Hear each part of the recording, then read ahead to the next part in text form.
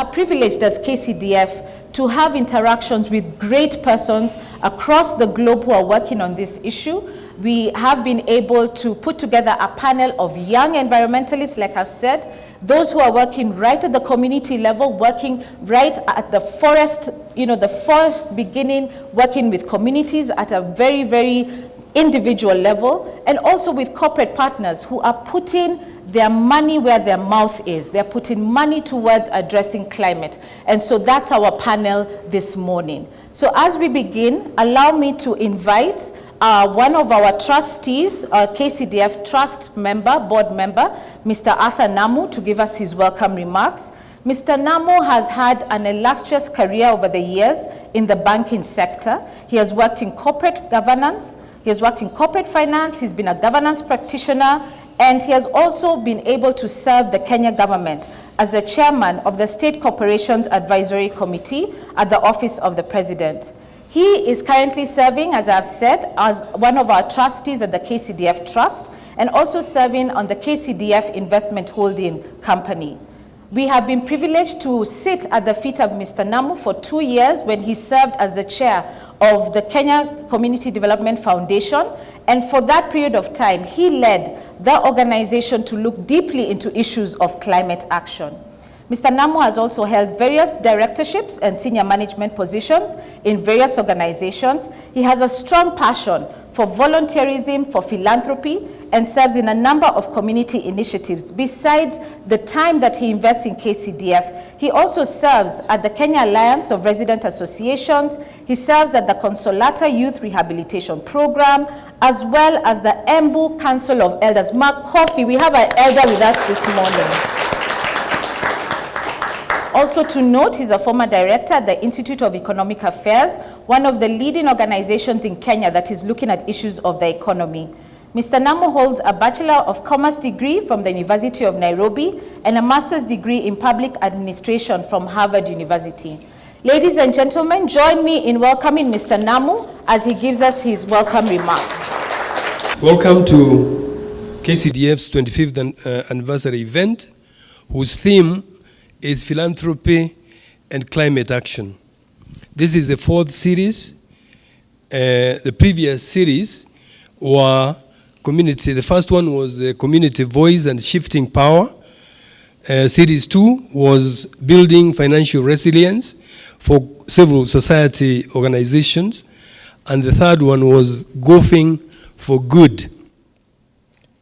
A lot was achieved in those previous series. In series 1, we looked at the role of equal partnerships in development, reflected on the tenets in the redistributing power in development and how to promote it for a thriving ecosystem for power to shift. We unpacked the characteristics of shift the power, demonstrated KCDF's partnerships that have worked for success of the organization over the 25 years, and gave a representation of different levels of shifting the power as an inclusive process. The series 2, Building Financial Resilience for Civil Society Organizations, showcased how communities and organizations are building their endowment funds to support their work in perpetuity, as well as running sustainable social enterprises. We also showcased those who had established income-generating social enterprises to address social development matters.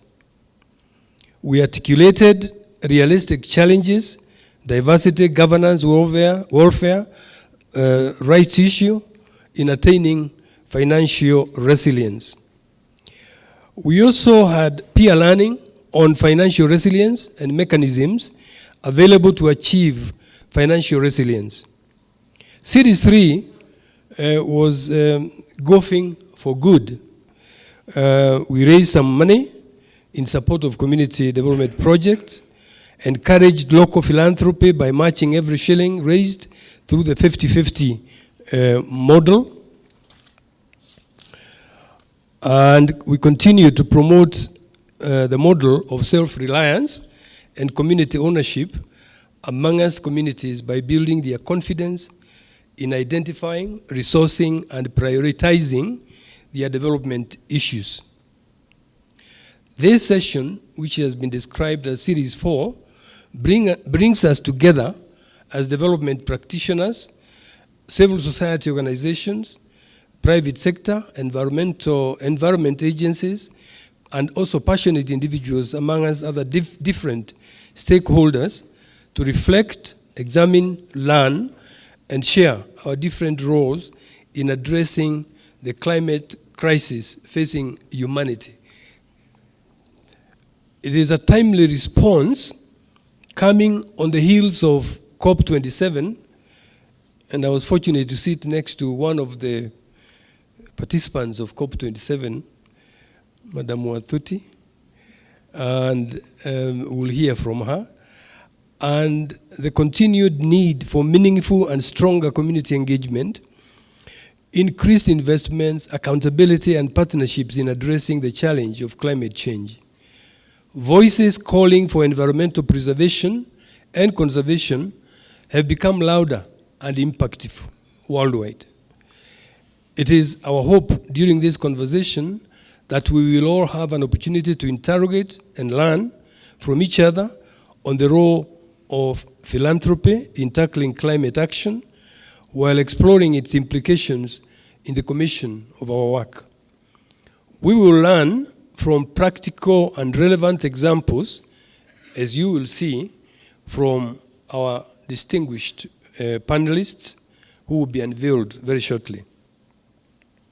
In summary, this Series 4, we hope to achieve the following: build a common understanding of the role of philanthropy, climate financing, and climate action, celebrate passionate environmentalists, young ones at that, community partners, private sector, as well as those that give to the cause of climate justice. We hope to prompt different stakeholders and communities on our responsibility towards climate justice and action.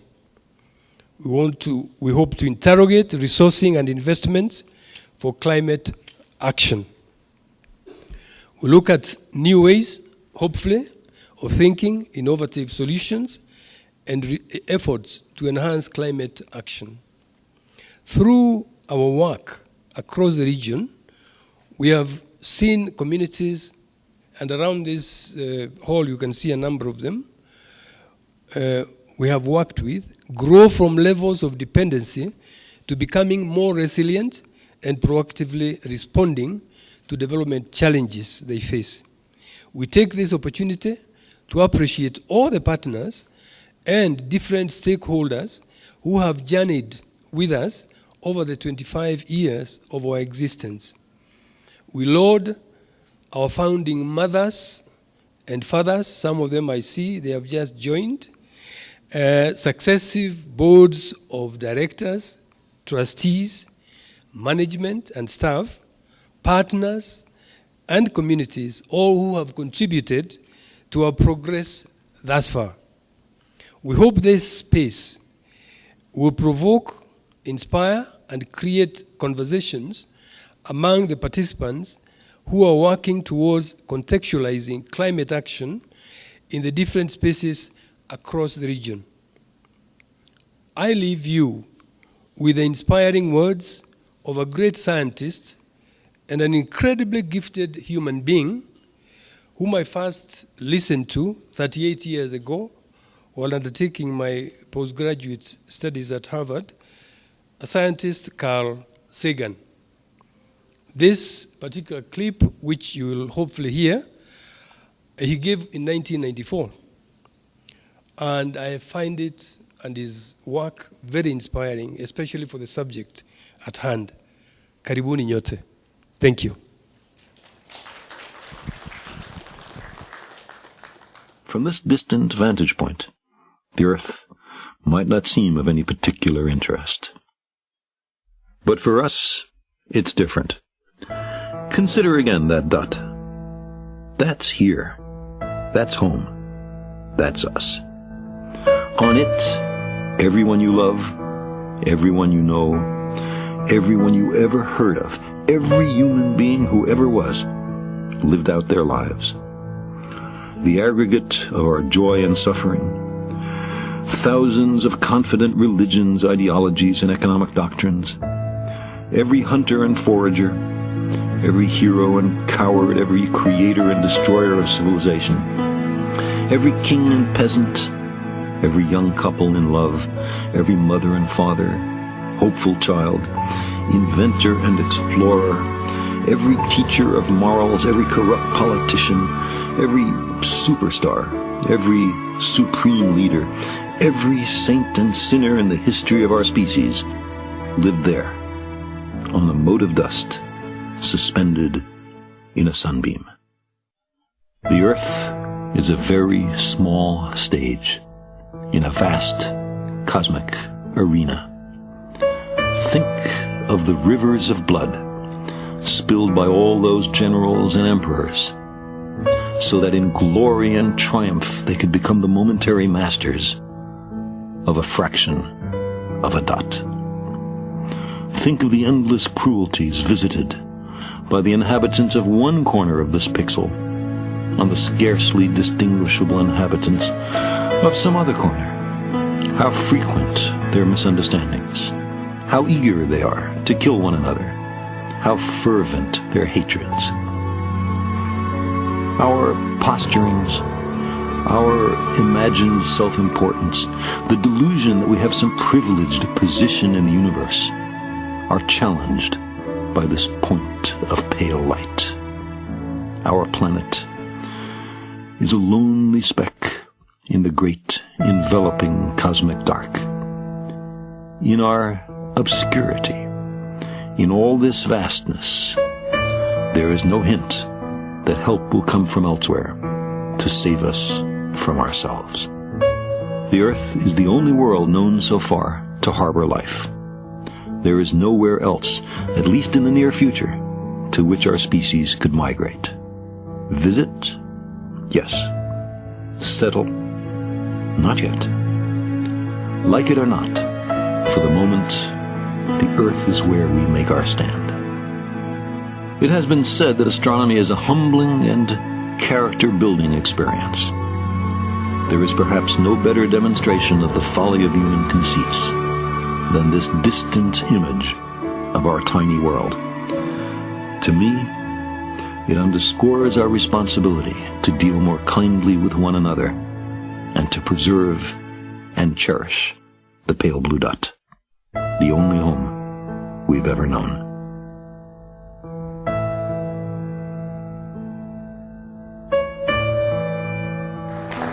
The only home we have ever known. Did we hear that?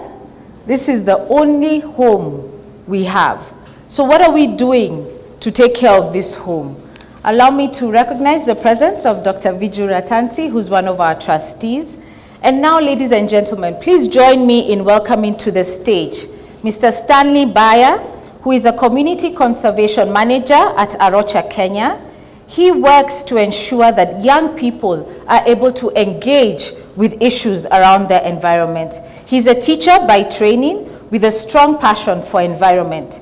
He started by playing the role of a patron of the environmental club at Sawa Sawa Academy in Watamu. He then joined A-ROCHA Kenya in 2015 as the coordinator for Araboku Sokok School's ecotourism scheme, a special program that generates income from ecotourism to support needy children with secondary school scholarships.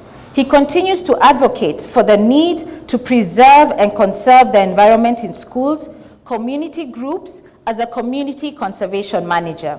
His main drive to conservation stems from his upbringing in the rural coast of Kenya, where the link between the environment and livelihood was strongest. His main interest is on sustainable development to bridge the seemingly dichotomy in understanding between human progress and the environment sustainability.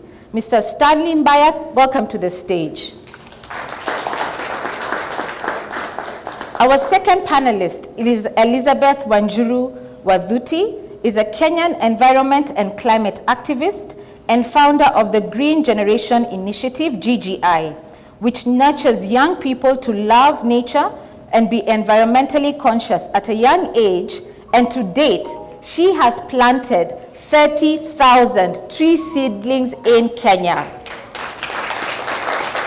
The way you're clapping softly, I want to ask how many you have planted. Can we clap for her?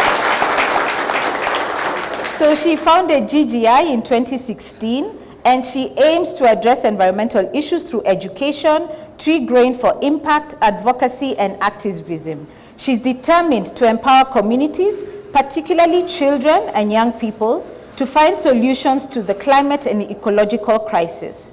When she founded GGI, she really wanted to ensure that how can we connect young people and issues of environment. And her video, Forest is a Part of Me, featured on the Global Landscapes Forum as part of a series on youth voices in landscapes. In 2019, Elizabeth was awarded the Africa Green Person of the Year Award by the 11-11-12 Foundation. She was also named as one of the 100 most influential young Africans by the Africa Youth Awards. In 2016, Elizabeth was a recipient of the Wangari Maathai Scholarship Fund. This was a fund that was administered by KCDF in partnership with the Greenbelt Movement and the Rockefeller Foundation for her commitment to environmental conservation. She's also a member of the Greenbelt Movement, which was founded by her role model, Professor Wangari Maathai. In 2019, on the International Youth Day, she was recognized by the Duke and Duchess of Sussex and also recognized on the Queen's Commonwealth Trust because of her work around environment conservation. In the same year, she was named alongside Vanessa Nakate and Aladuso Adinike by Greenpeace as one of the 3 young Black climate activists in Africa trying to save the world. Welcome, Elizabeth, to the stage. Our third panelist is James Gatere, the head of I&M Foundation. He has vast experience in managing corporate philanthropic networks, leading sustainable development projects in different organizations from various geographies in Africa. As a strategic partner who clearly connects purpose to action with passion to shape and optimize opportunities, James has worked with not-for-profit organizations. He has led diverse teams in multiple country projects. His experience includes program implementation, networking and collaboration, resource mobilization, and knowledge management.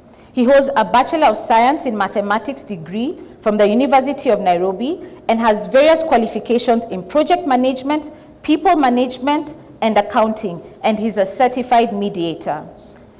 As a curious learner and talented people's person with a sense of adventure, James works to inspire hope, build trust, and harness the collective skills of those he leads towards a common purpose. Ladies and gentlemen, please welcome Mr. James Gatere to the stage. Our final panelist, but definitely not the least, is Unelker Maoga, an agriculture and energy analyst at Practical Action International. Unelker is an environmental scientist and international development practitioner with expertise in research, design thinking, and market-based incentives to conservation.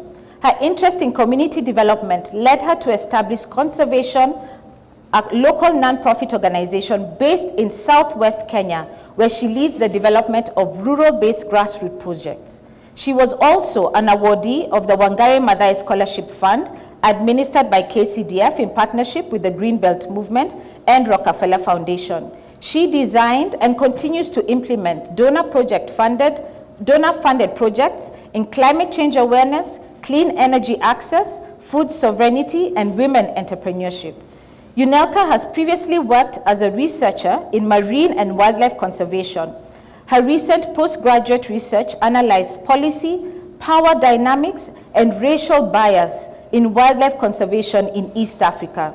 She's a graduate in a Master's in Science in Environment and International Development, and was recently selected to be a climate ambassador for the University of Edinburgh alumni. Other recognitions include her serving as a National Geographic Explorer, a Wangari Maathai and MasterCard Foundation Scholar, a recipient of the WWF Africa Youth Awards in Conservation, and a winner of the University of Edinburgh 2021 Business Competition. She was also named one of the 100 most influential young people in Kenya. She currently works at Practical Action International, based in the UK, as an agriculture and energy analyst, contributing to the development and implementation of large-scale environmental programs in 9 developing countries in Africa, Asia, and Latin America. Ladies and gentlemen, join me in welcoming Unelker to the stage.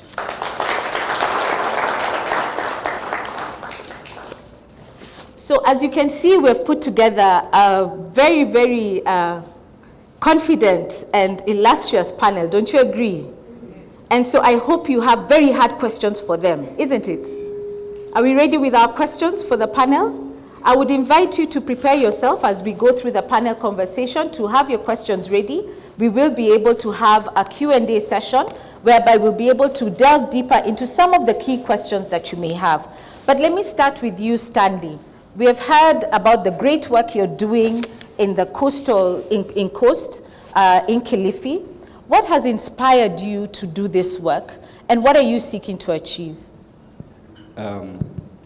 The situation down at the coast is horrifying. Looking at the problems, particularly in agricultural productivity, the communities there are facing serious problems with food. Food insecurity is a major problem that can be attributed to the effects of climate change. And so our work there is because of what we see communities doing in exploiting the environment even further to make ends meet, just to get food for their families. That's why it is so important to work with those communities in order to slow down the rate of degradation of the environment, which will further affect agricultural productivity. The sub-counties of Malindi, Kilifi North, and Magarini are worst hit. These are areas where food used to be produced in surplus. Then they would sell the surplus to the cities. And what we see nowadays is food comes from the city, from Kongowea market, to go and get sold in those rural communities. And not only here, when we talk of food, we're not talking of bacon and rice. We are talking of ugali. We are talking of beans. We are talking of even bananas and sukuma wiki coming from the cities to be sold in the towns, to be sold in the rural areas. So the equation has completely changed now. Instead of food being produced in the rural areas, it is now being taken to the rural areas at exorbitant prices. So, and while they're trying to make ends meet, then they're exploiting the environment further. So can we really blame communities for cutting trees? Can we really blame communities for just trying to eke out a living, considering the economics of today? Why should we be so hard on these communities that just want to put food on the table? And what can we do to help them around this? If you apportion blame, then you can say that they have done this to themselves. There is no need of us going to support them. But the problem is bigger than, what is happening in the microclimate of specific areas. This is a global problem. And therefore, communities have to do this to make ends meet. They are doing this as the last resort. In fact, one of the biggest problems going on now is land selling. They're selling their land to buy food. It's not selling land for development, but selling land to buy food. So the communities are doing this because of lack of sustainable alternatives. And why we're doing this is because we know if we come up with better alternatives that are more sustainable, but that are also cost effective, then the communities will adopt those new technologies. I don't think we can blame them for what they're doing. It's because, one, there's a lack of knowledge. There's a lot of lack of knowledge. We need to continue educating them, but also to seek together with them to look for better alternatives. That way they can adapt and do things differently. Thank you. So, James, you had I&M Foundation, a bank, environment. Is it that because of the money is made of paper, is that why you're interested in the environment? Where is the nexus? That was a joke. I'm wondering why people are not laughing. Where is the nexus between I&M Foundation and the environment? Thank you very much. Thank you very much, and it's a pleasure to be here with you. When you think about our world, when you think about what brings satisfaction, and you think hard of your own life, money will never be the thing. Money is just an enabler. The thing that will bring satisfaction will be your connection with people. The thing that will bring satisfaction will be your connection with the planet. So unless you start seeing your profits being able to bring that satisfaction as you connect with people and the planet, you will not be satisfied in the long run. And I think when we look at it, we are now connecting a sustainability, something that will sustain us and bring us that joy that people have been looking for by just gaining and accumulating wealth, and realizing, no, your joy won't come there. Your purpose, your satisfaction will only come when you treat the people right, when you protect the environment. And I&M Bank, seeing that need, set up the foundation with one of its key focus areas being environmental conservation. Great, great. So Unelker, let me ask, how do you, as a young environmentalist, how do you incorporate that into your everyday life? How do you ensure that, we've had issues around sustainability, we've had issues in terms of, money is just an enabler, we need to have connection. From a personal standpoint, how do you make sure you're causing less harm to the environment? My journey with environmental conservation started at a very young age. I was born in Nyamira County, and my parents are farmers, but at the same time they invested in business in the cities. So it only meant that they felt that we should go to school in the cities.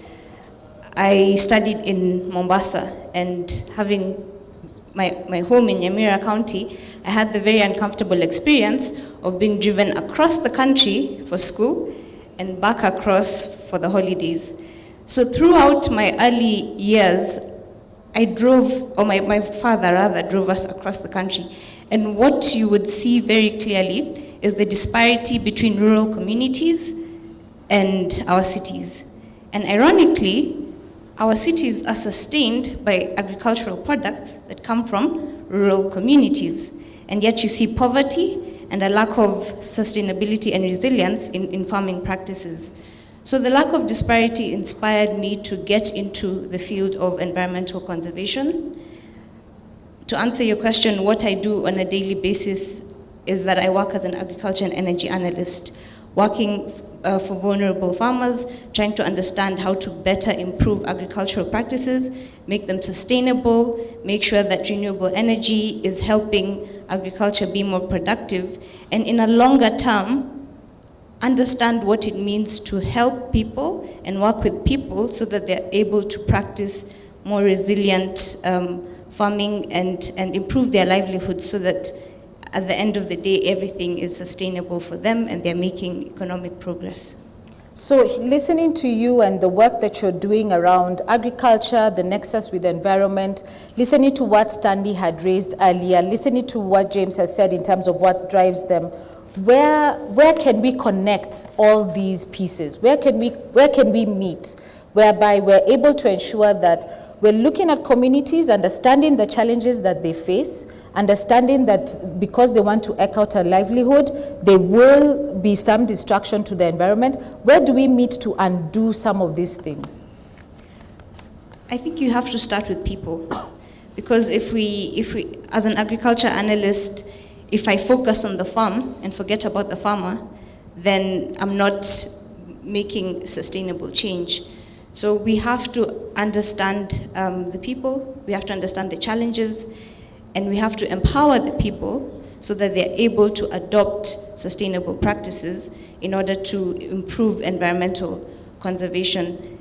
And when I started my engagements with KCDF, I understood what the connection between people and the environment is. I have a background in environmental science, so as a scientist, you're taught to focus on the environment, you're taught to focus on systems, but if you forget about the people, then you're not yielding long-term sustainable change in our environmental landscapes.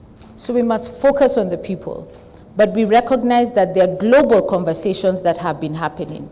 For us here, Elizabeth, if I could ask you, break down to us, what is COP? You know, what does that mean, and how does that affect us here in this room today? Thank you. I think I will bring it back home and talk about the work that is happening, for instance, right here in Kenya, and the reason why I also decided to use my voice also on global platforms. I started the Green Generation Initiative with an aim to nurture young people, to love nature, to be environmentally conscious. And in the process of doing this, there are initiatives that we were working on, especially on tree growing. And by growing trees, it meant that the kids were able to contribute to environmental conservation, and at the same time, being able to see the trees growing from a tiny tree to a big tree that also produces fruit. It meant that the children were able to understand all of these issues, the connection between food, nature, and the climate as well. But also, I realized along the way that the work that I was doing was also in a great way impacted by climate change, because the trees that we were growing with the children, the trees we are still growing with the children, and the life-bearing fruits that they bear right now are not going to survive on a 2.7 degrees warmer planet.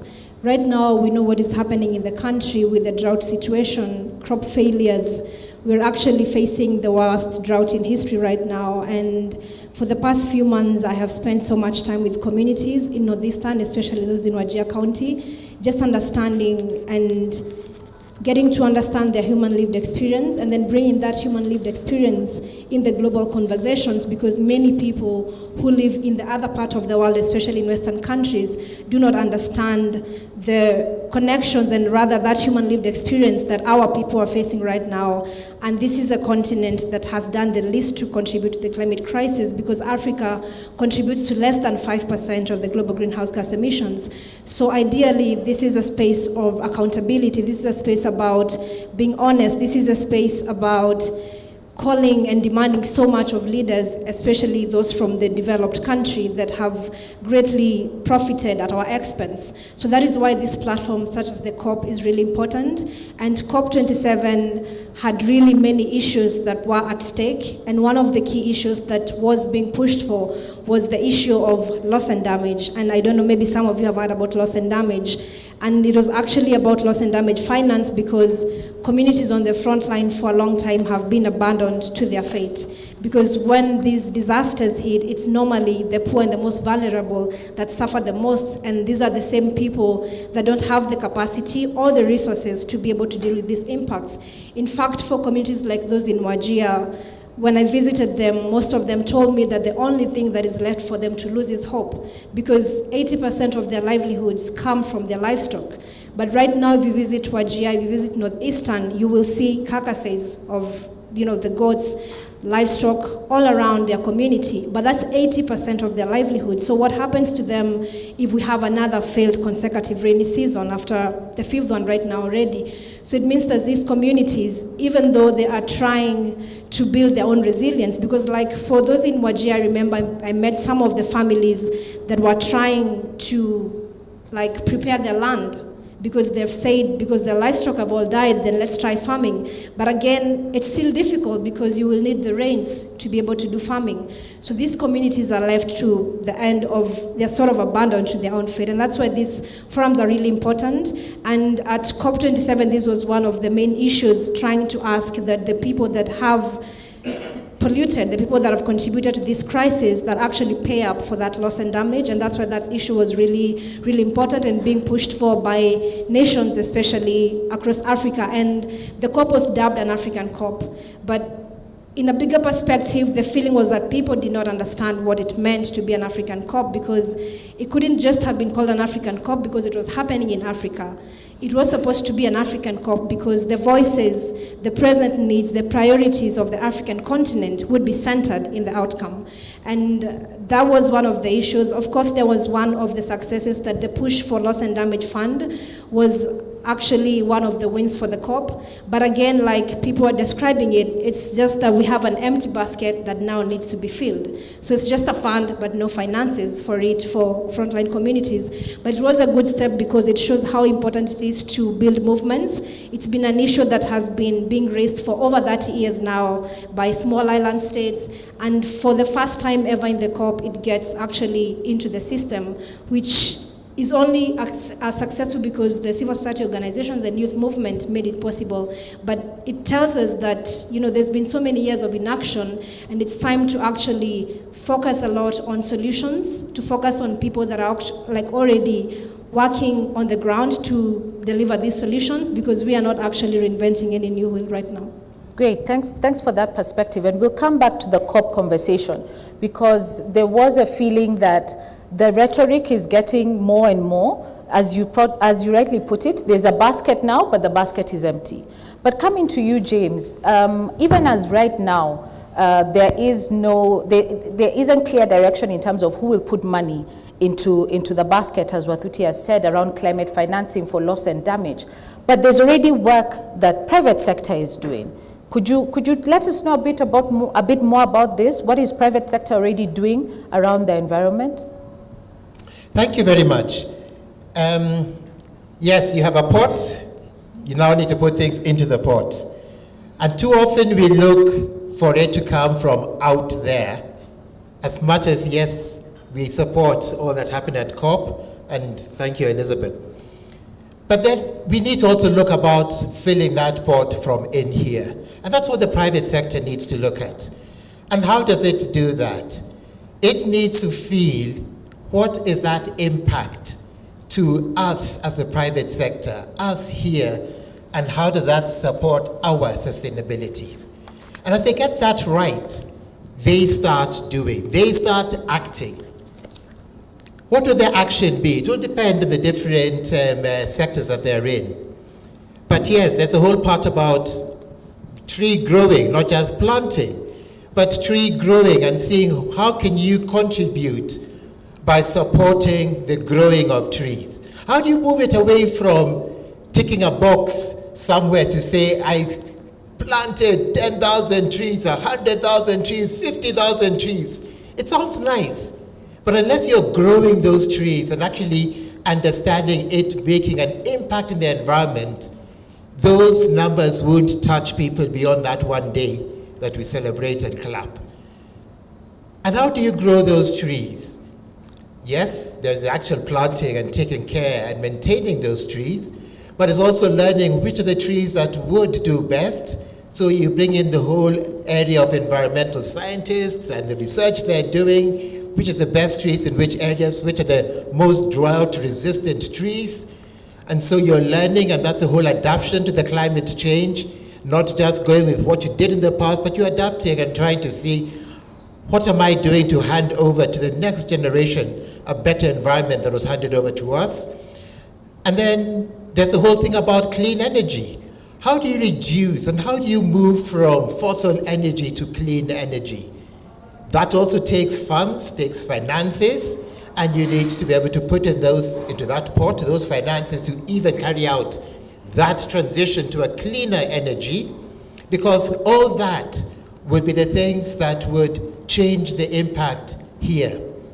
Another angle, I'll just throw it in there, we can discuss later, would be the management of those farmlands. The management. How do we build up the awareness and the management so that you have 2 rain seasons or 1 rain season? What do you do about that? You can just be praying for more and more rain seasons, or you can change the management and adapt to that climate and see in an innovative way, how do I manage that much, much better?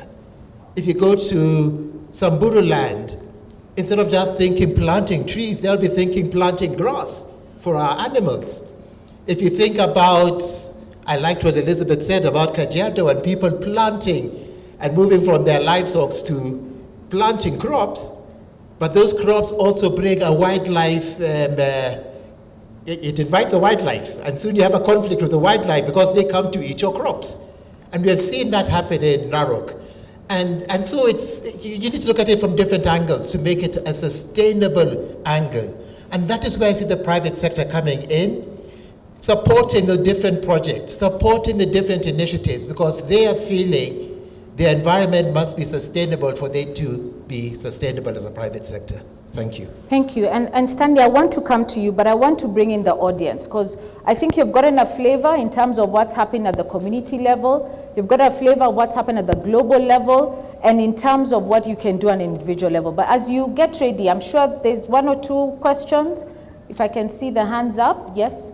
I'll also want to bring you in with your questions as I come to you, Stanley. And Stanley, as you prepare your thoughts, linking to what James has said in terms of what private sector is doing, you're right there with the children, you're there with the families that, as you have described, are looking for a livelihood and unfortunately are using the environment. Let us know a bit more about how you're using renewable energy, what you're looking in terms of that, and what you're doing to conserve forests, especially around the indigenous trees. But we have a question.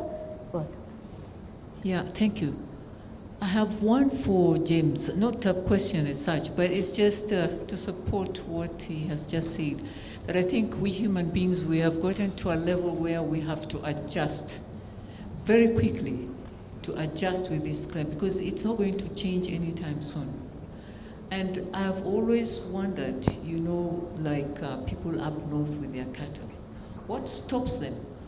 They know this rain is not going to come. They know it's not going to come for another 2-3 years. What stops them from using their cattle?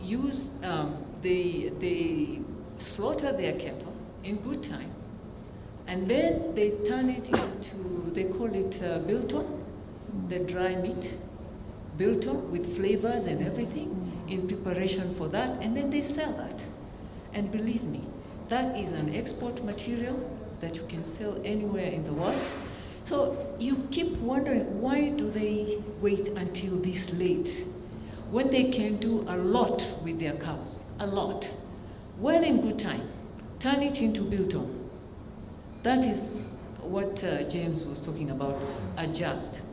Then I have a question for COP27. You know, there was a lot of talk about we're busy begging for money. The basket is empty. But they're asking you Africans, do you have capacity to absorb this fund? Because it's billions of dollars. We ask ourselves, do we have capacity to absorb the fund? That is a big question. Now, that fund will come here, we will plant 5 billion trees, and 10 years down the line, there will be no sign of it. So let's ask ourselves, what are we going to do with that fund? For that fund to be seen 50 years down the line, that it has done this kind of work. We don't have that plan. That money will come, it will be spent in 5 years, and after 5 years, there is no sign of where that money has gone to. And I think you guys, you have to start working on it. This money has got to come here, and you see the difference in the next 30 years. That's the challenge we have. Thank you. Thank you, Madam Atia Yaya, one of our trustees. I also want to recognize the presence of Mr. Nazim Mitha, one of our co-opted members on our Programs Development Committee. Karibu sana. Yes. And we'll come round to the panel to respond to these questions. Okay, thank you so much. My name is Harun Mwadena Miesi. I'm from Kilifi County of Kenya. Thank you for my brother there who shared some few insights. But also I have some few concerns concerning the Kilifi County. Like in Kilifi County, the main economic activity is from the coconut trees.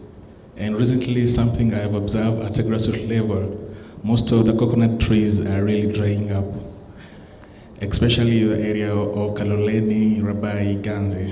And I'm so surprised that Kilifi County is one of the counties which is being hit with different issues, from the early pregnancy, terrorism issues, and now we are heading to the climate change sector.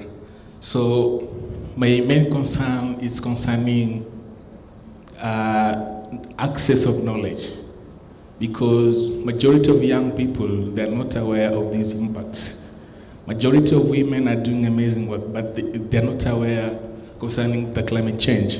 And most of the families are still cutting coconut trees, and at the same time, these trees are still drying up. That means there's no any kind of awareness creation at a grassroots level. So I'm a little bit concerned about this. So how best can we access climate change knowledge? How best can we adopt knowledge brokerage in promoting issues of climate change at a grassroots level? Because personally, I can say that I've been struggling to access these best practices tools so that I can use them within my community.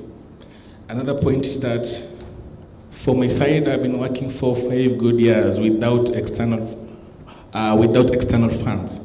I've been using resources from the same community. That means Kilifi County, it's one of the richest county, but community are not aware of the opportunities within themselves, you see. So how best can we adopt like a local approach to mobilize resources? And how can we access this knowledge so that we can promote that kind of engagement? The next thing, we have devolution. And as we are talking, there's something called County Integrated Development Plan. So my question is, are we as young people engage ourselves in this process? Are our voices being captured? Because from Kilifi County, what I can say is that most of the main legislatures or the senior leaders believe that young people are unexperienced and should stay away from such tables. And if you're trying to be vocal, instead of these political leaders sees you like an asset, to them you are a threat, which ends up sidelining youth leaders. So also, how best can we promote political goodwill among climate activists or young people who are doing amazing work at a grassroots level? Because I'm saying this from my personal experience. As we are talking, I'm not in Kilifi County because of the activism part of it, you see. So there's those kind of issues which maybe the panel can help to address them and help with some tips. Thank you. Thank you. Thank you very much. You're in the right room. You'll have all the answers here through my panel. So Stanley, coming to you, in terms of communities and also linked to the question in terms of what more can we do with communities? And then I'll come to you, Wathuti, to just speak to systems change, the concerns that are being raised. Are we ready for these resources if and when they come? Are we ready? What systems are we changing?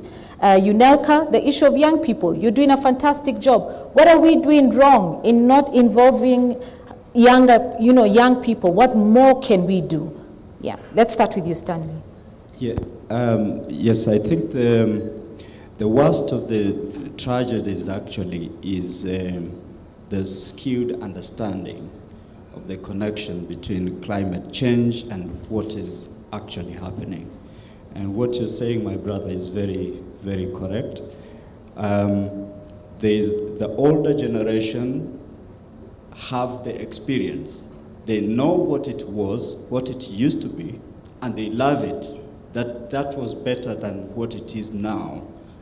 They don't know about climate change. They know something has changed. The younger generation know about climate change. They've heard about it.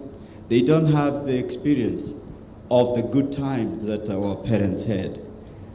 And these two generations don't talk to one another. The younger generation is busy with their own thing. The older generation know things have changed, but then there's need to bridge that gap in between the two generations. We work with older people and also with younger people to help them understand that what is happening is because of our activities, our human activities. Those things that you did while you were enjoying the good times are the ones that brought us where we are today. And now we need to start rethinking on how we can not only adapt, but hopefully restore what it was. We know that one of the things that we are not being told about climate change is that this generation will not lower the global temperatures. We will not be able to do that within our generation, maybe even the next generation, even with the efforts that we are putting. So it's a long-term problem, so adaptation definitely is key. We need to adapt, as James has put it, but also we need to stop aggravating it further. We need to stop making it worse by the efforts that we are putting in, like tree planting. Now, environmental education is one of the things that we are doing, but practically there are other things that we are also involved in, and looking for alternative energy sources, sustainable sources of energy. Now, there is a lot of technologies out there that are available. We have tried out a lot of them. A lot of them still need a lot of working on them, because at the end of the day, unless the alternative is one, cheaper, and two, more efficient, people will not adopt it. People will not use it. It's like the problem of charcoal. We have many alternatives, but as long as they're slightly more expensive, people will fall back to charcoal production. So there's need to work on improving efficiency of the alternatives that we are producing. But definitely energy is one of the things that that need a lot of work on, and that we are working with the communities to help them adapt some more efficient and cleaner energy. But also we've been involved in promoting a type of agriculture, we call it farming God's way, whose main aim is to retain as much moisture in the soil as possible, because the problem of poorly distributed rainfall, we know that at the coast it used to rain from March all the way to July. Now it starts in May and it ends in June. It used to be 4 months, now it's only 2 months.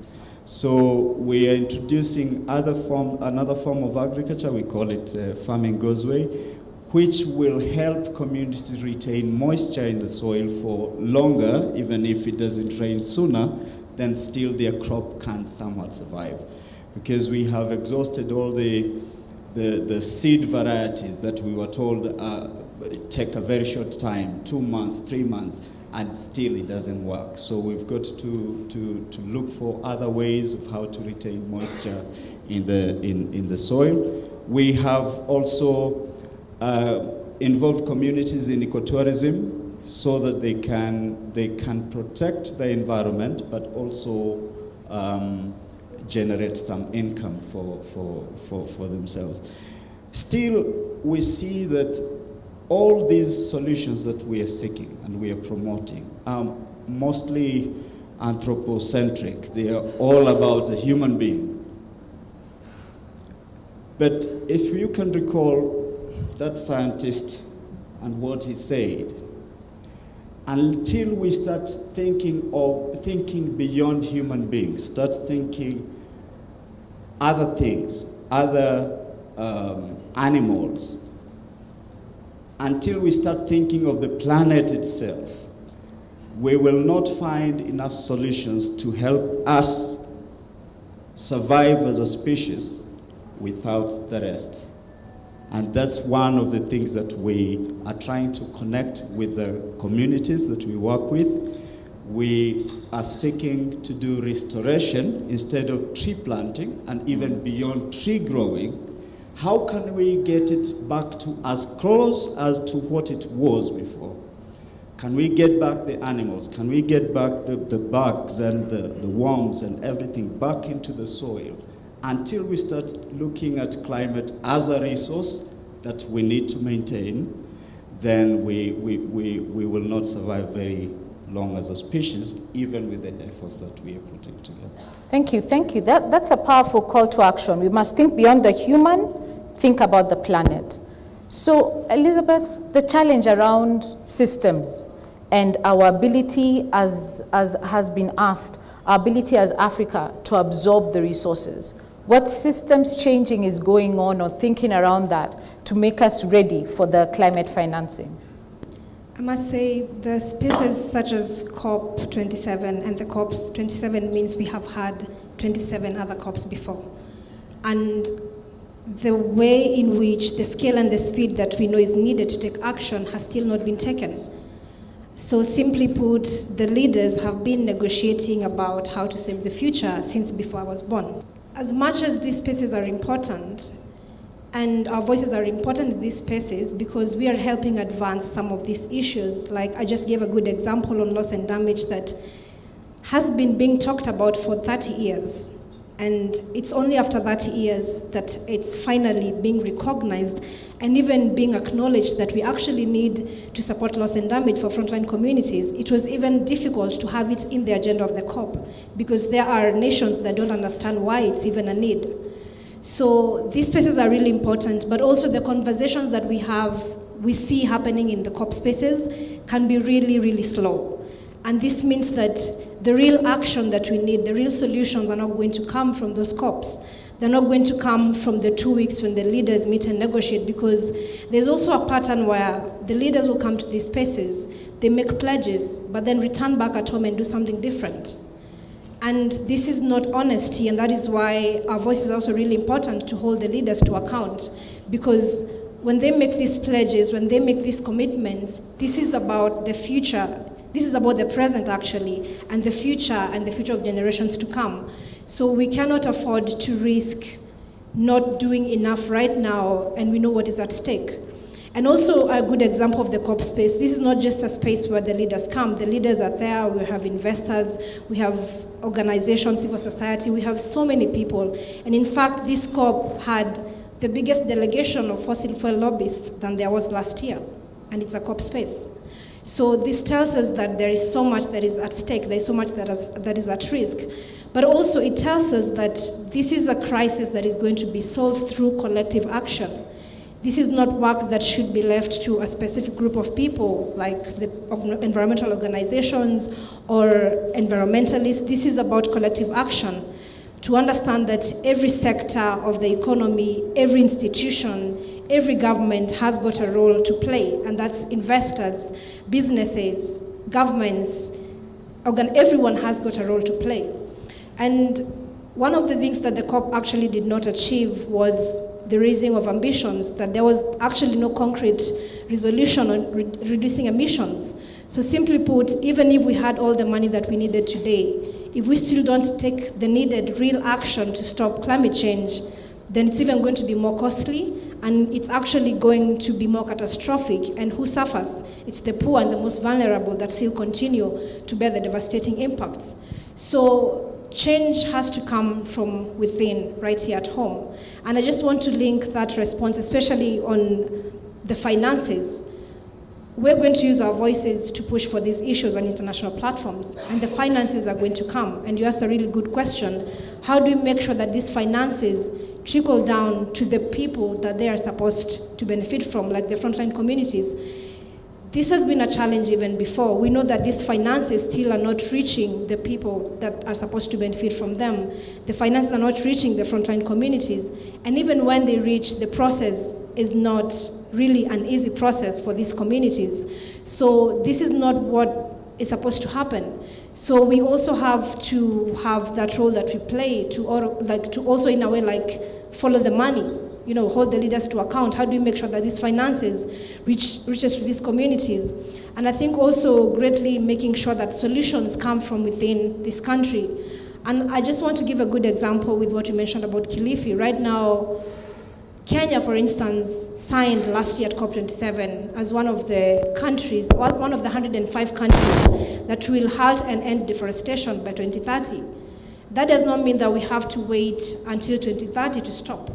It means that we have to start now. We need clear plans that ensure that we are not just planting trees, but we're also protecting what we have. Because planting and restoring is important. I think everything that I do in my life, I plant trees. I grow trees every other day. I encourage people to grow trees as well. But at the same time, while we do this, let us also fight for the protection of what we already have right now. A good example with Kilifi, we've seen the issue that's going around on the baobab trees that are being exported to Georgia, without knowing that this is actually a priceless, this is something that can actually benefit the people of Kilifi. Kilifi is one of the counties that has also been greatly affected by drought. What would happen if instead of exporting these baobab trees to Georgia, that there's value addition for the baobab powder, and also that there's shared tourism benefits with these communities? This means that the people of Kilifi will also be able to have an income. They're also going to be able to advance their lives at the same time as we protect nature. So this is about people and the planet, but also in that way it tells us that the change is not going to come from those conference rooms. It's going to come from deep down with the communities, working with the communities, making sure that every person contributes, every sector of the economy, every organization, every bank, every institution plays a key role to make sure that we are protecting our people and the planet at the same time. Thank you. Thank you so much for that. And as I come to you, Unelker, I'll come back to James to inspire us. There are great things that I know I&M has done, is doing, and I want you to tell us a bit about your building, just so that we can understand what can we practically do for those who are here, private sector actors, those who want to put up buildings. I'll come back to you, but coming to you, Unelker, young people, are we doing enough? Before I speak about young people and what they're doing and whether it is enough, I'd like to briefly speak about the question we had on climate finance and whether we have the capacity to receive the money. We started off the conversation by saying that the pot is empty, but I'd like to argue that it's not as empty as we think it is. I work for an international organization that funds programs and projects in developing countries in the agriculture and energy nexus. A lot of the donations we get come from European governments, and the donations are to fund projects that are helping farmers and rural communities improve their livelihoods and become more resilient to climate change. So if you look in between the lines, these governments are fulfilling their pledge to respond to the need for climate finance to developing countries. So the pot is not as empty as we think it is, and the channels for implementation are coming from Western organizations. Now, that's a problem of not being strategic when pitching or when seeking to get climate finance. We need local organizations to get on board, to understand that we need to align ourselves to the climate agenda, that we need expertise so that donors can understand that we have the capacity and have accountability in terms of managing the resources that are coming in. Now, going to the question we had about young people and how and what we're doing and whether it's enough, I'd like to start off by speaking about the issue of knowledge, because that was a question that came up. You asked whether you asked where we can get the knowledge so that we can respond better to the climate crisis. So I'd like to answer this from a personal perspective. When I began my undergraduate program, my grandmother asked me what I was studying at the university, and I explained that my program incorporates a bit of agriculture. And she thought about that and she asked, so you're going to school to learn how to be a farmer? And it didn't make sense to her, because in her generation, and to this day, you don't necessarily have to go through a 4-year undergraduate program to be a farmer. So the knowledge and the expertise are actually in our rural spaces. We have indigenous knowledge, we know, but we live in a continent that's still facing the consequences of colonial invasion and what that has done to our minds. So many times we think we don't have the capacity. I remember when I started out with KCDF at the age of 21 when I was running my first environmental program. I walked into the office and I sat in a meeting with Caesar and I was asking him questions about my own project because I felt I did not have the capacity to implement the project in Nyamira County where I was born and raised. And I remember he turned to me and said, "You are the expert." And that was very empowering because it taught me that many young people have a perceived lack of capacity to implement change. So we have to start with understanding that the climate crisis is new to everyone. It's new to the West, it's new to Africa. No one knows what to do, and that's why it's a crisis. So we have to figure out what to do. We have the answer, we have the capacity. All we have to do is strategically align ourselves so that we're ready for climate finance and that we're implementing change in our own rural communities. Thank you for that, and let's appreciate Caesar for that wisdom. You are the expert, we don't have to wait for others. So coming to you, James, and I can sense there are a lot of questions that you have, so by a show of hands, so that then the mic can come to you, questions from the crowd. Thank you very much. So James, and then we'll go to the questions after James gives us inspiration. Great, thank you. Okay, let me start with some comments on what is shared out here. Thank you for your comments. When I think about the knowledge that the locals have, they are there. You speak about why don't they sell their cows? Because in their knowledge, and I was in Samburu land, in their knowledge, they have taken their cows into the forest. So they don't think, sell my cow. The cow is so precious to them. So it is, how do I make my cow survive? And so they have left the women at home, the children at home, the men have gone off with their cows and goats into the forest. And that's where they are.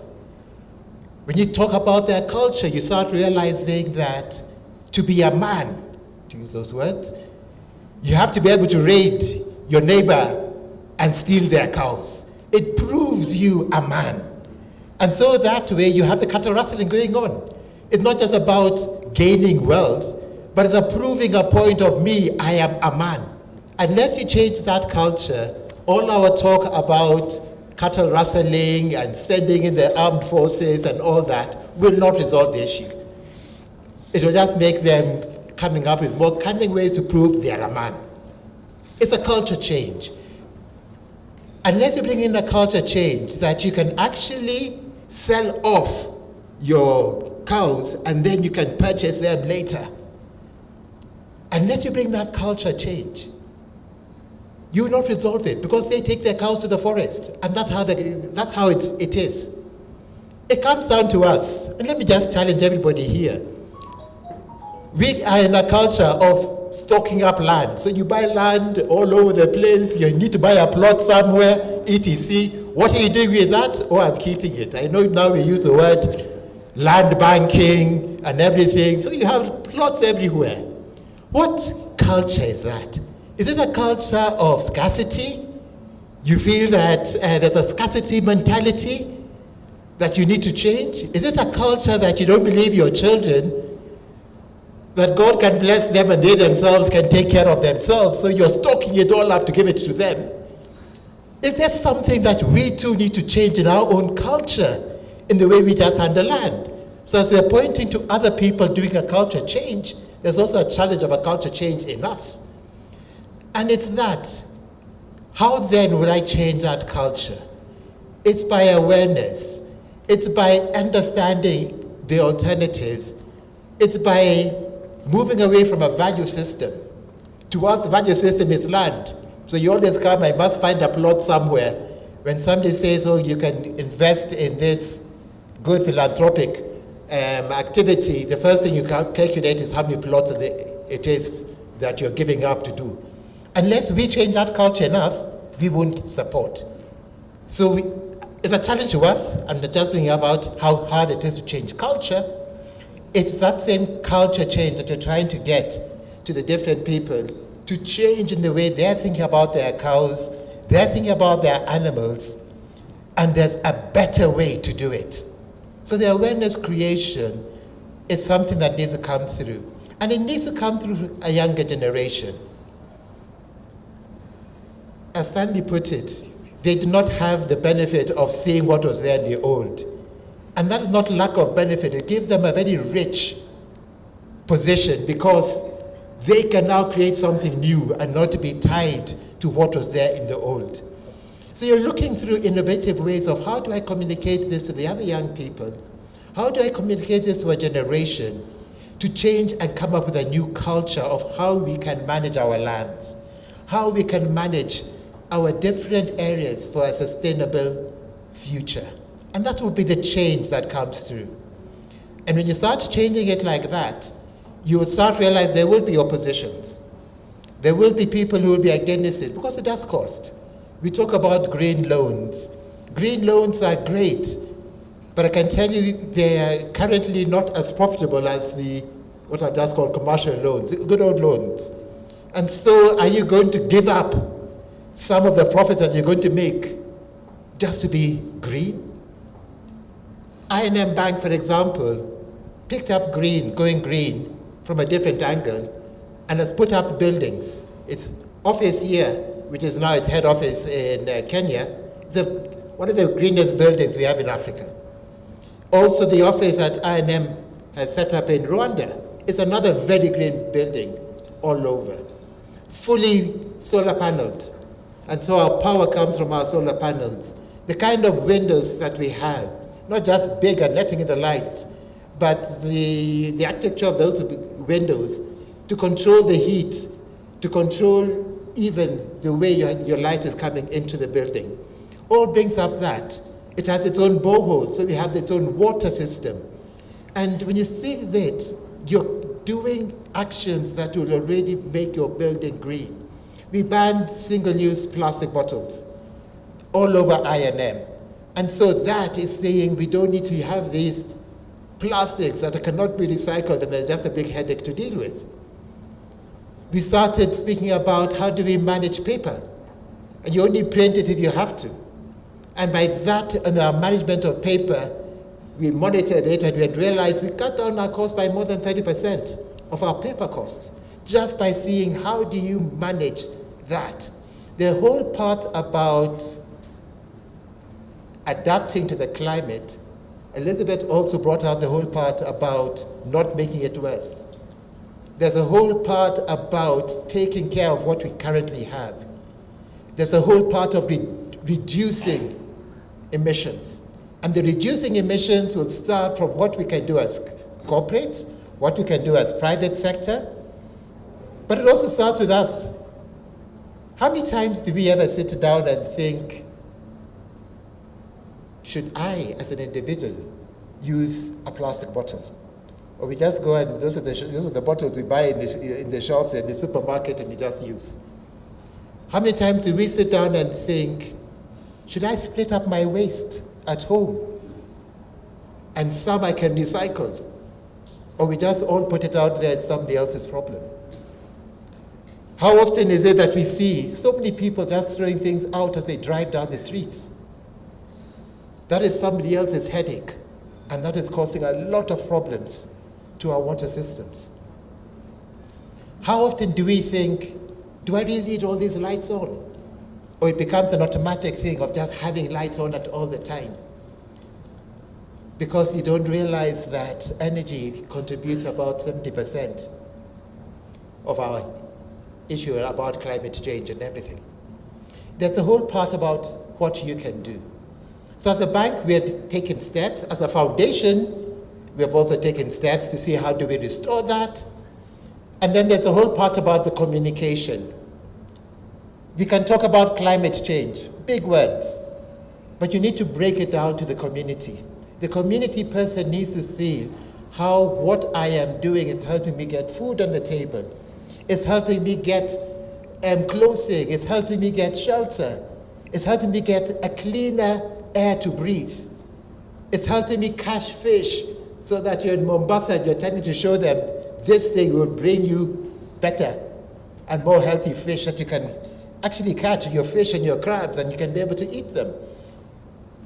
They have to feel that this tree, there's a benefit for it.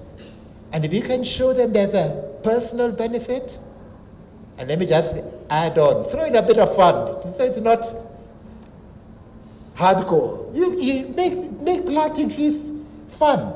We work with schools and we tell them plant trees and you tell them have this tree as your pet. And so they plant a tree in Form 1 and they come and say, this is the tree I'm taking care of, it's my pet tree. And that pet tree, they deal with it for 4 years. You visit them, they'll run and show you their pet. And that's a culture that you're setting in them, that they will take care and value their tree. And it becomes a pet and it's fun, them taking care of their tree. So during break time and everything, they're thinking about, have I watered my tree? There's an ownership. And there is a new culture like that. Then it's replicated when they go home. So during holidays, they're also planting their trees at home and it's their pet. Such that when they come back to boarding school, you talk to their parents, and the parent is saying, I have to take care of my son's pet, my daughter's pet tree. A culture changes. There's a fun and exciting to it, an excitement to it.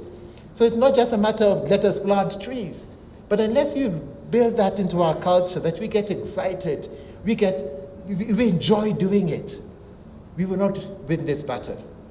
Thank you. Thank you. Thank you very much. Ladies and gentlemen, let's appreciate our panel.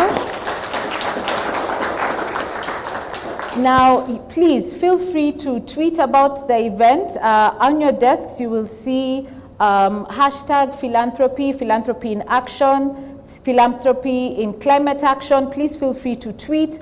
At the back, we do have partners of KCDF that are taking action with this conversation.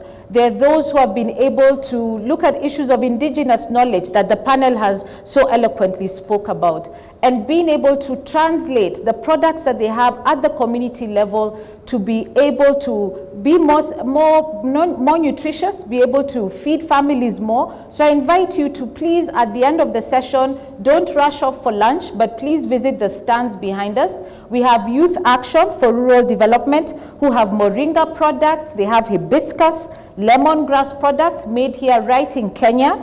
They have banana flour, where they take the excess red bananas and they're able to produce it into banana flour. Arrowroots as well, though I think all my colleagues bought all the arrowroots, but the early bird catches the worm, but I can still see some moringa there. So we also have products that will enable you to ensure you move away from single use. We have beautiful baskets at the back. We have bags that you can be able to use, and all the products at the back, all the profits go back into supporting community work. Right from embroidery bags, we have cloths, we have beaded ornaments, children's sandals. It's raining, there are umbrellas. Pick an umbrella, let's support community. So I invite you to that before you head off for lunch. So let's move back and get you all engaged. And we have a question. Please go ahead. Sometimes I wonder, tumerogwa na yule aliyeturoga akakufa. That is the only way I can answer. Because how do you explain abundance of food and famine and people dying? I mean, I live in Tigoni, Limuru, and my neighbors in Nyandarua and these other places, farmers have been feeding cows cabbages and carrots and feeding dogs with milk. And people are dying not far from here. So there is a challenge of policy and action.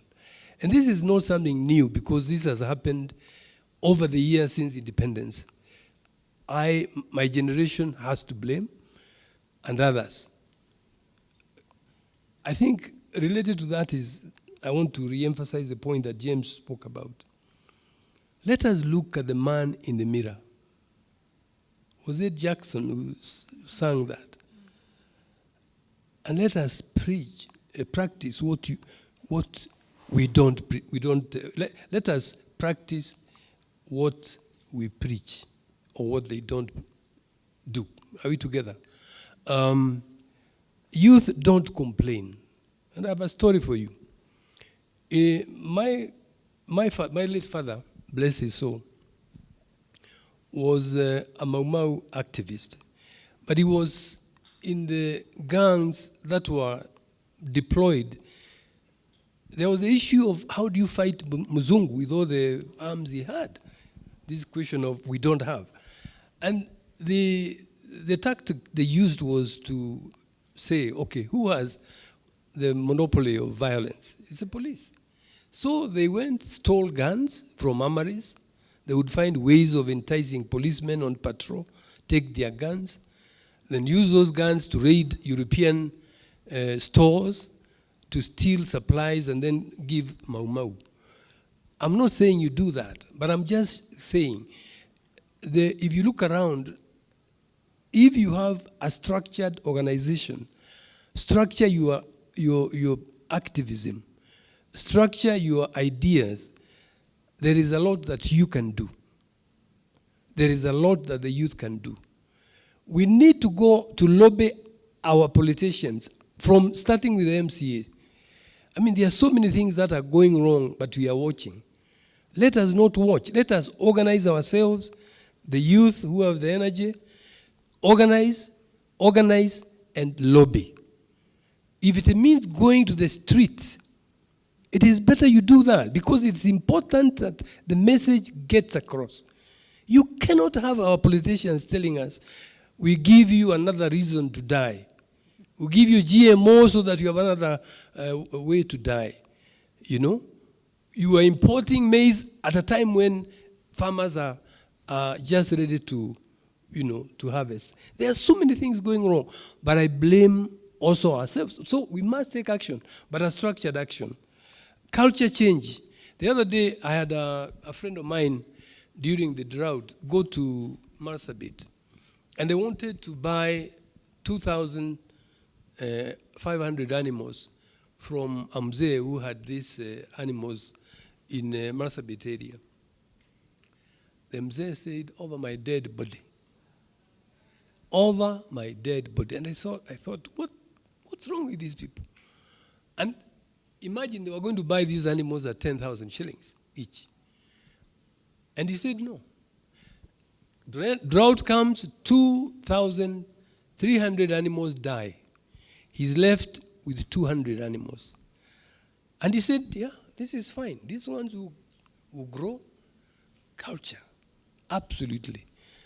That it will grow and we'll get it back. So we need to really work on ourselves from wherever we are so that we change the mindset of our people. But start with ourselves. And resources are there. And if you start thinking of a problem in terms of money, you will get it wrong. The key thing is to think what is it that is necessary. The Gateres of this world will give you money. Other institutions are there. If you have a good idea that you want to sell, banks, and I think it's Unelker who said this, there are institutions out there who are ready to provide the funding. I think it's a matter of organization. Be organized around the subject you are passionate about, and then seek the resources that you need. Thank you very much. Sorry for a long-winded comment. Thank you. Thank you very much. I think we have another question. Thank you. Not so much a question, but a comment. First of all, my name is Irene Gathinji. I am from Yetu Initiative, and Yetu is a partnership between the Aga Khan Foundation and USAID. We work a lot with communities. I do hope here there is somebody who's benefited from the Yetu Initiative support programs that we have with communities to actually develop sustainable strategy for the organizations to support the communities they work with. For me is to appreciate one thing. There's so many things I would actually want to highlight, but I want to recognize that KCDF has been a platform for building capacity of the next generation. I am a person who's benefited sitting at the foot of Wangari Maathai. May God bless her soul. I am a product of community action, including planting and caring for trees. I am born in Nyeri and married in Nakuru. And I can actually say that when she talks about going to school to learn farming, I went to a course for my master's program that tried to teach me permaculture. If you look at your dictionary and learn about permaculture, you go back a few generations back, that's exactly what we did. And I actually walked out of that class and I said, I have my grandmother for that. And I said to them, I will write my paper, but I will not attend this course. And my paper was the best because I didn't need to be taught that. I knew that. The point is, we need to be platforms for actually passing down the knowledge. And Wangari Maathai was excellent in that. She used to find time even in her busy schedule to sit down and talk to people, so we benefited. So I think my acknowledgement that we've been too busy making money and buying plots that we've forgotten that the one legacy we leave behind is the knowledge and building capacity of the next generation. And so as we talk about climate change and all these things we are talking about, which are very important, the funding, the capacity to implement, take one person and grow them up, because that is the legacy you leave behind. I know my daughter is always challenging me. She thinks that my way of thinking is too old, but I still know that sometimes she surprises me by saying something that I said sometime and she contested it, and then she comes up and says, Mom, this is true. So it doesn't matter that sometimes we are slow, but I think it's very important that we take one person. If you can take 2, 3, 4, the binary actually works. Take 2, a woman and a man, a young woman and a man, and actually grow them. And to acknowledge that the 2 women, young women sitting on the stage, have actually been grown partly by KCDF. Really appreciate. Thank you. I just want to congratulate the young people on the panel and tell them it's so heartwarming for us as KCDF to see all of you and what you're thinking about today and climate change. You're the future, not just of this country, but of the world. So spread the message. We are very proud of you. Thank you. I just want to, it's a comment. I think a few of you have nailed it completely. Completely connect the old and the young.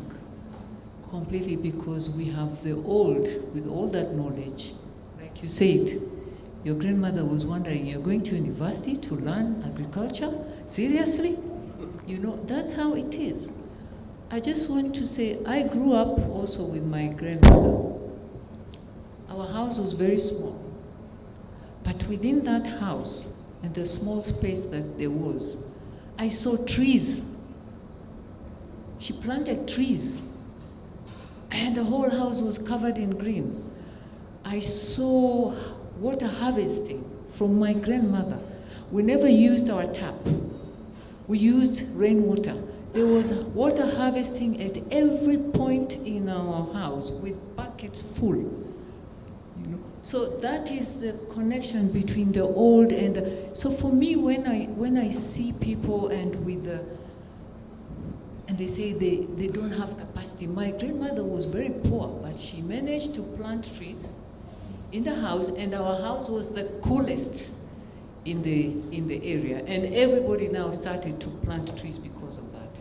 So I totally agree. You have nailed it. Connect the old and the young ones. Thank you very much. Mine is just a quick food for thoughts. There are 3 of them. And maybe for the sake of Irene, I'm a beneficiary of Yetu, so that you just know, in 2018, and KCDF. So I'm Sakwa Masai from WWF Kenya, the Worldwide Fund for Nature. Just on three main things, I think they've been mentioned, but I really want to reiterate about them on issues of advocacy and communication. Because in the course of the work that we've done, I think around May this year, we passed through a place called Malewa. We are really bringing issues around water, because that's the river that feeds Lake Naivasha, because Lake Naivasha comes from Aberdare. It doesn't exist from Naivasha the way people see it. And I remember at some point, we went through a place that is supposed to be dammed by the government. People thought we were going there to stop the damming, and they wanted to attack us with bows and arrows. Do you know why? Because they thought we were going to deny them from their portion of the compensation, because when it is dammed, they were going to get money. So back to what was asked here about the issue of us being cast. It's true that we really need a lot of advocacy and communication so that we understand climate change is real, and it really boils down to the community and individual action. So apart from raising money, apart from reaching out the private sector, we also need to build a lot of work around advocacy and communication. Without that, there's a lot of work to be done behind the scenes. Number two is the issue of human-centered approach in terms of conservation. Sorry, I use a lot of terms on conservation as opposed to climate change. Forgive me from where I come from, but it's the same, or they are a bit related. And I'll just like to refer again to year 2 and KCDF around 2018. And one of the reasons why people give is more around the issues that we say they are sympathetic or they are oye. But I think we have to move from that area if we want to activate action and philanthropy towards issues of climate change. Because we did a study a few years back, and one of the areas that people would really give were more around sickness, death, and such issues. But when it comes to issues of climate change as a country, and we have to be honest to ourselves, we still have a lot of work to do. It's not yet bad, but we can still improve in terms of time. Because again, we later learned that, yes, we can give for issues of water and for issues of fresh air. So there's some bit of traction coming there, but we have to really link conservation, climate action to human-centered issues. Am I going to get something out of it? If we are planting trees, how much money goes to the local community? How much goes to their cows? How much goes into their livelihoods? And then thirdly is on the issue of nature-based solutions. I can see our friends sitting right there, and you've been told by Grace they have products that are really trying to combat, or they're helping us tackle climate change. So when we see beekeeping, for example, being used to keep away the elephants, let us support such initiatives. So when you come to someone like James and you tell him, we are going to do a project around elephants, you'll ask you a question, how is it linked? How is it a nature-based solution? Because sometimes we forget and think that it's all about science. No, sometimes we have these solutions, so we really have to integrate issues of climate action with nature-based solutions. Thank you so much. Thank you. My name is Teresia Anjora from Baraka Women's Center. We do empowerment for the women and youth, and we have been partners with KCDF for some time.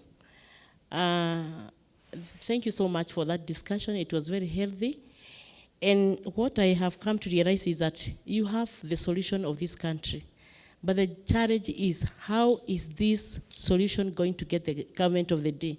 Because I have been in some public participation, and what I realize is that the government doesn't know how to deal with these issues, but they just need people like you to advise and bring the solution.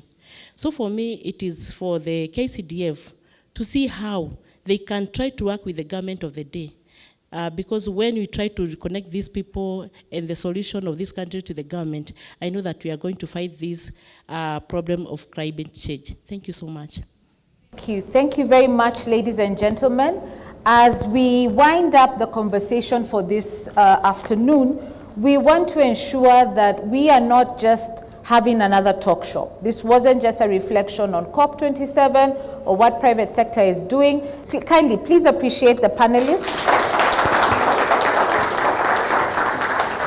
And as they take their seats, let's appreciate them until they sit. I really want to say a very big thank you, even as we'll have the vote of thanks. Thank you so much for sharing your wisdom. Unelker, Elizabeth, James, Stanley, thank you so much for sharing your wisdom, your time, and everything that you do. We celebrate you.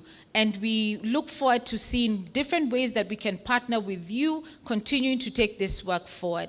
So ladies and gentlemen, allow me at this juncture to invite Cesar Ngule, who is our Programs Director at KCDF, to pass a vote of thanks and give us a call to action. Welcome, Cesar. Thank you, Grace.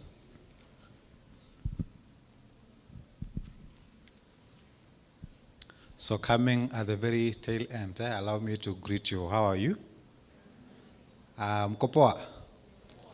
Yeah, so I've got a very small responsibility to do, and that is to really thank everyone for coming, and to give a special, maybe to wapigia makofi the panelists, really, again. Unelker, Elizabeth, Stanley, and James, and it's really encouraging to see young people who have excelled beyond our wildest dreams, Unelker and Elizabeth. Grace, good moderation. Thank you for that. Also, let me take this opportunity to appreciate our community partners. There are so many, but we could only fit the few that are here, and we appreciate you for taking time, coming a bit very early. So don't leave this place without passing by, because somebody had to work out very early to make it very tidy as it is. So thank you very much. We appreciate you.